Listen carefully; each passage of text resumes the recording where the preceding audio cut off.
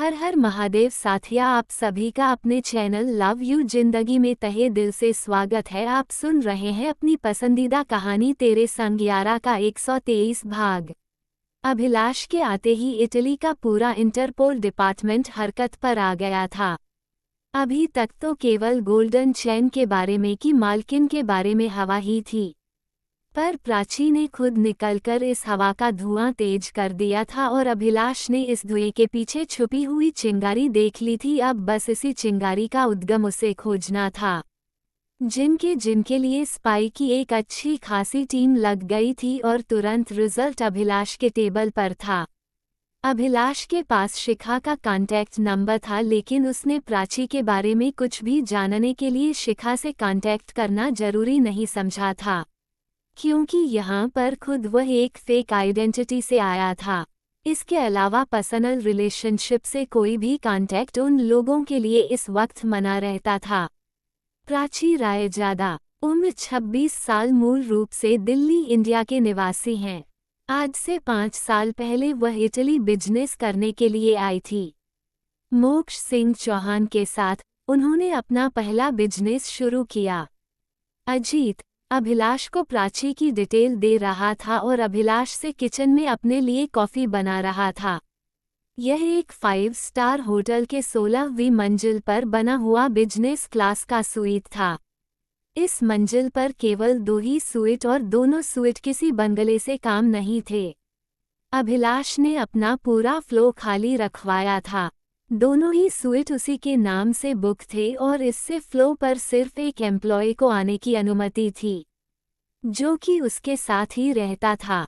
इसका नाम अजीत था, जो कि इंटरपोल में ही एक जूनियर ऑफिसर था, पर फिलहाल में अभिलाष के असिस्टेंट के रूप में इटली आया हुआ था। अभिलाष के आने से पहले इसी ने काफ़ी जानकारी इकट्ठी की थी, पर असली माफिया के जड़ तक पहुंचने में वह भी नाकामयाब था, जिसके कारण अभिलाष को यहां आना पड़ा था। 1 मिनट, यह मोक्ष सिंह चौहान कौन है?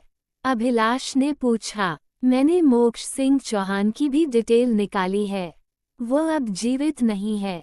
मूल रूप से वह इंडिया के थे, पर आज से 26 साल पहले उन्होंने अपने पूरे परिवार के साथ इटली की नेशनलिटी ले ली थी।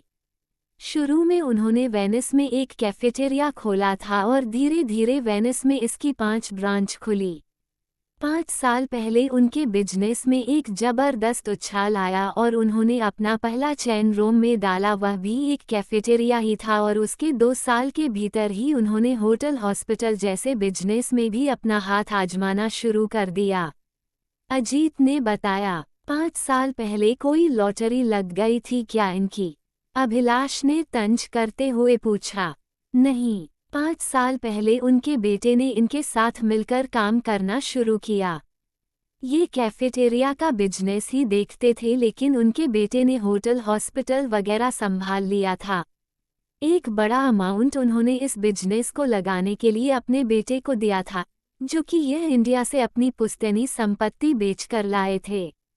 अजीत बोला। पुश्तैनी संपत्ति? अभिलाष की बाई भौं ऊपर हुई। Yes sir. और यह सारी डिटेल तुम्हें कहाँ से मिली? सर, मोक्ष सिंह चौहान का पूरा बिजनेस बिल्कुल सफ़ेद है। अजीत ने अपना लैपटॉप अभिलाष के आगे कर दिया। इंडिया से जो भी पैसा आया है, इन्होंने बाकायदा उसका टैक्स पे किया है और उसकी इन्वेस्टमेंट भी अपने बिजनेस में दिखाई है।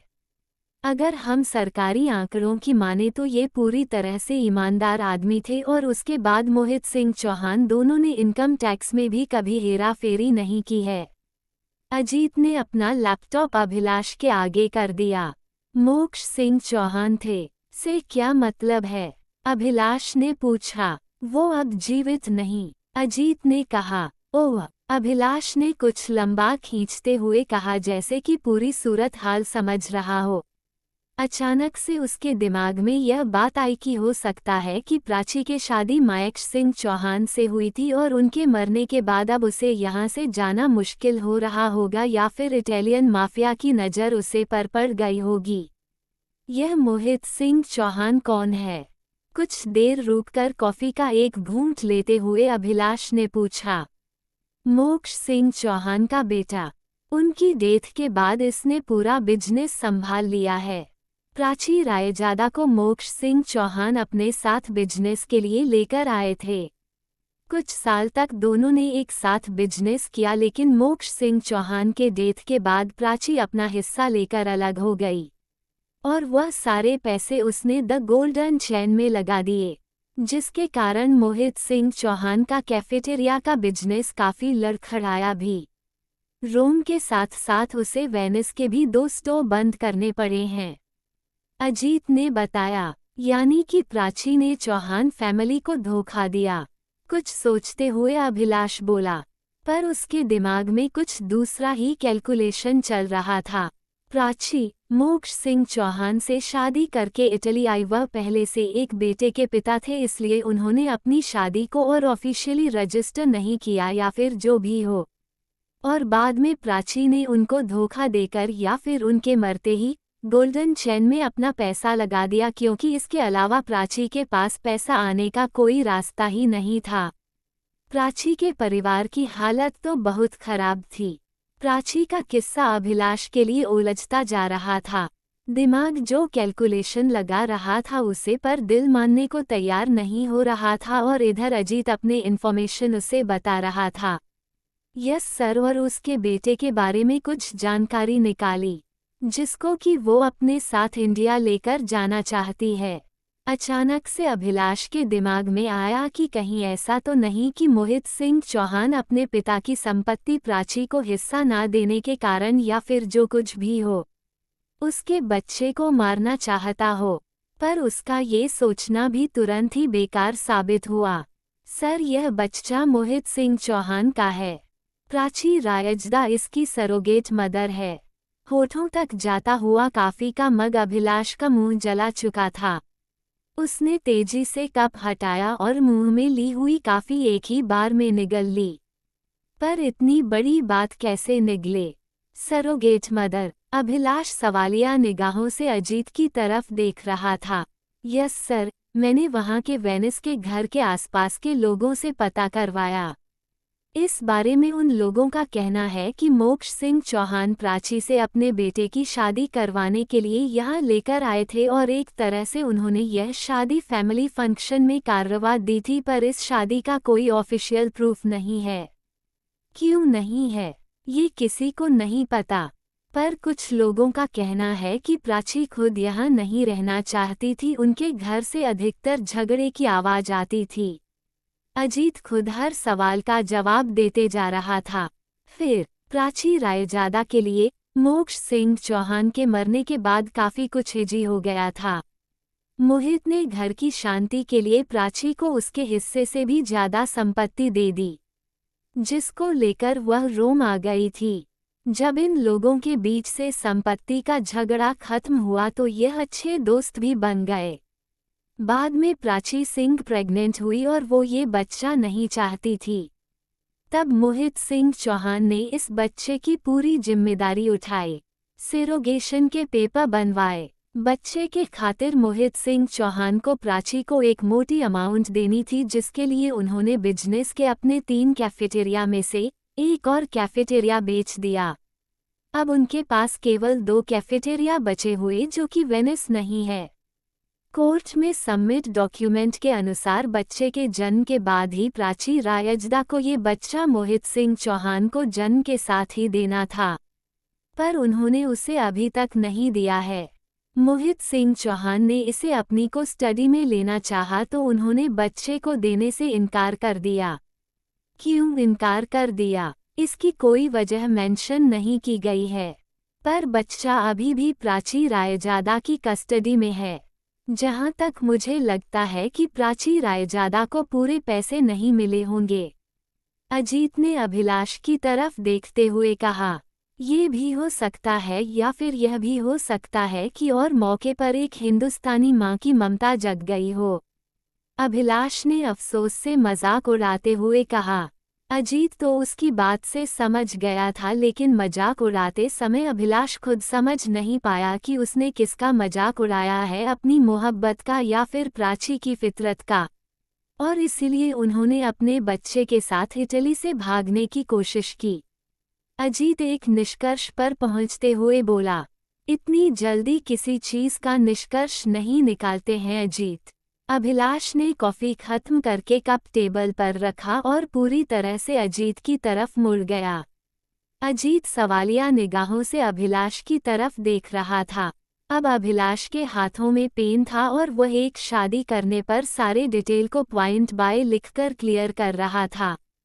पहली बार ये लड़की पुलिस स्टेशन भागी, जो कि अपने सास ससुर के अत्याचार से पीड़ित थी।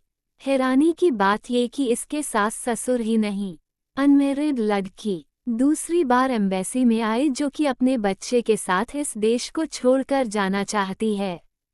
हैरानी की बात ये कि बच्चा भी इसका अपना नहीं, बच्चे को इसमें सरोगेसी के तहत जन्म दिया है और यह बच्चा चुराकर इटली से जाना चाहती है। मतलब अजीत उसकी बात समझ नहीं पाया।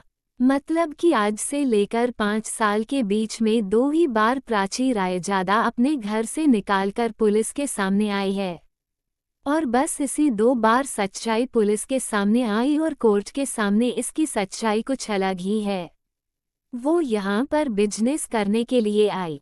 पुलिस के सामने अपने सास ससुर के खिलाफ इसने केस दर्ज किया, जबकि ये मोक्ष सिंह के साथ बिजनेस पार्टनर थी। अगर यह उनके साथ बिजनेस कर रही थी तो उनके घर पर क्यों गई? और क्या एक सेल्फ डिपेंडेंट लड़की जो कि करोड़ों का बिजनेस देख रही थी, वह अपना डॉक्यूमेंट नहीं देखी थी कि वह शादीशुदा नहीं है? इसने अपने पार्टनर को ही धोखा दिया, उससे अपनी संपत्ति लेकर अलग हुई, फिर उसने माफिया के साथ बिजनेस शुरू किया और इस टाइम रोम की माफिया लेडी बॉस है। इतना सब कुछ होने के बावजूद भी वह अपने बेटे को यहाँ से इंडिया नहीं ले जा सकती। क्या तुमको इस बात पर भरोसा हो रहा है? अभिलाष ने पूछा। अभिलाष की बात सुनकर अजीत उसके बाद पर सोचने के लिए मजबूर हो गया। इस साइड से तो मैंने सोचा ही नहीं था, अजीत बोला। कभी कभी तेज रोशनी में सिक्के का सिर्फ एक ही पहलू दिखाई पड़ता है, दूसरा छिपा रह जाता है, हमें उसे ढूंढना होगा।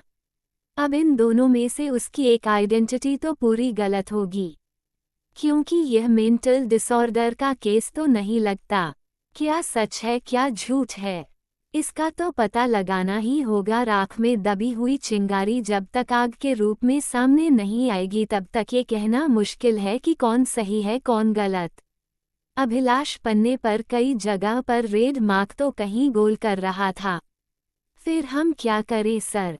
अजीत ने पूछा। ये सारी डिटेल तुम्हें पर छोड़ दो और आज शाम के फंक्शन की तैयारी देख लो। हम दोनों ही आज रात की पार्टी में चलेंगे। अब देखते हैं कि प्राची मैम के किस तीसरे रूप से हमारा सामना होता है। इंसान की पल पल बदलती शख्सियत ने आईने को भी हैरत में डाल दिया है। करते काम इंसान सारे तमाम है, बेचारे गिरगिटों का नाम तो ऐसे ही बदनाम है। अभिलाष ने मुस्कुराते हुए कहा। यह एपिसोड आपको कैसा लगा कमेंट करके ज़रूर बताएं। वीडियो को लाइक और चैनल को सब्सक्राइब करना मत भूलिएगा। यूट्यूब पर मिलते हैं अगले भाग के साथ। हर हर महादेव।